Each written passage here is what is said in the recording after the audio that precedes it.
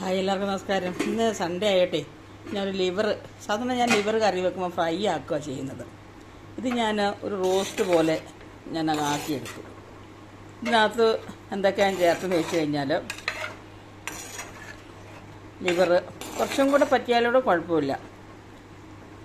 ഇങ്ങനെ ഒരു റോസ്റ്റ് പോലെ ആക്കണമെങ്കിൽ നമ്മൾ അതിനകത്ത് ലിവർ ആദ്യമേ ഞാൻ ചട്ടിയൊക്കെ അടുപ്പ് വെച്ചിട്ടേ സവോള, ഇഞ്ചി, കറിവേപ്പില, വെളുത്തുള്ളി, വെളിച്ചെണ്ണ ചട്ടിക്കകത്ത് തന്നെ വെളിച്ചെണ്ണയൊക്കെ ഒഴിച്ച് അതിലായിട്ട് വഴറ്റിയിട്ട് ഞാൻ എന്നാ ചെയ്യുന്നറിയോ, അതിനകത്തോട്ട് ഞാൻ മസാല, മഞ്ഞൾപ്പൊടി, കുരുമുളക് പൊടി, മുളക് പൊടി ഇതെല്ലാം കൂടെ ഇതിൽ ചട്ടിക്കകത്ത് തന്നെ ഇട്ട് വഴറ്റി.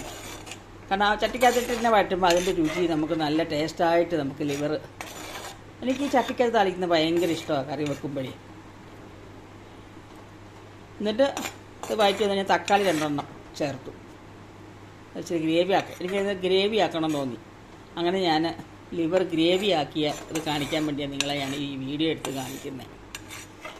സാധാരണ ഫ്രൈ ആണ് ആക്കുന്നത്, ഇങ്ങനെ ആക്കിയാലും നല്ല ടേസ്റ്റാണ്.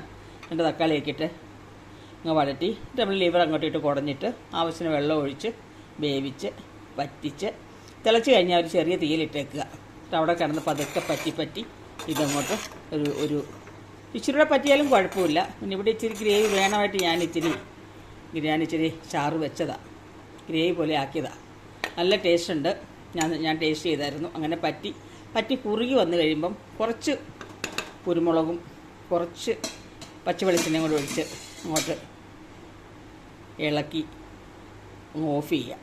എന്നിട്ട് ഇത് നല്ല ചോറിൻ്റെ കൂടെ നല്ലതാണ്. പിന്നെ നമുക്ക് സാധാരണ അപ്പം, ഇടിയപ്പം, ചപ്പാത്തി, പൊറോട്ട ഇതിനൊക്കെ നല്ല കോമ്പിനേഷനാണ് ഈ ലിവർ ഞാൻ കറിയായിട്ട് വെച്ചിരിക്കുന്നത്.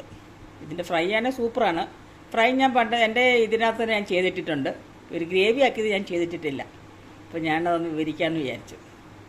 അപ്പോൾ ഇത് എങ്ങനെയാണ് ഉണ്ടാക്കുന്നത് നിങ്ങൾക്ക് മനസ്സിലായല്ലോ. ചട്ടിയടപ്പ് വെച്ചു, വെളിച്ചെണ്ണ ഒഴിച്ചു, ചൂടായി വന്നപ്പോൾ കടുകിട്ടു, അതിൻ്റെ കൂടെ സവോള, പച്ചമുളക്, ഇഞ്ചി, കറിവേപ്പില, വെളുത്തുള്ളി ഇതെല്ലാം ഇട്ടു, ഇഞ്ചി എല്ലാം ഇട്ട് അങ്ങ് ഇളക്കി വാടി വന്ന സമയത്ത് കുരുമുളക്, മഞ്ഞൾപ്പൊടി, മല്ലിപ്പൊടി ഇല്ല കേട്ടോ, മുളക് പൊടി, മസാലപ്പൊടി ഇത്രയും ചേർത്ത് നന്നായിട്ട് വഴറ്റിയിട്ട് ഞാൻ ലിവർ അങ്ങോട്ട് കൊട്ടിയിട്ടു. ഇതങ്ങ് ഇളക്കി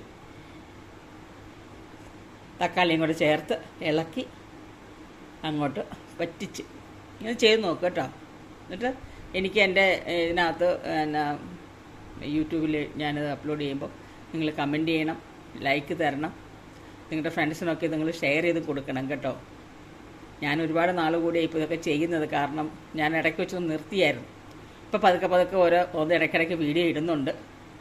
അപ്പോൾ ഞാൻ മനസ്സിലാക്കി ഒരുപാട് നാൾ നിങ്ങൾ എന്നെ കണ്ടൊക്കെ കുക്കിംഗ് കണ്ടതല്ലേ, ഇപ്രാവശ്യം എൻ്റെ വോയിസ് കേൾക്കട്ടെ, കാര്യങ്ങളെല്ലാം മനസ്സിലാക്കട്ടെ എന്ന് വിചാരിച്ചിട്ടാണ് ഇങ്ങനെ പറഞ്ഞ് ചെയ്തിടുന്നത്.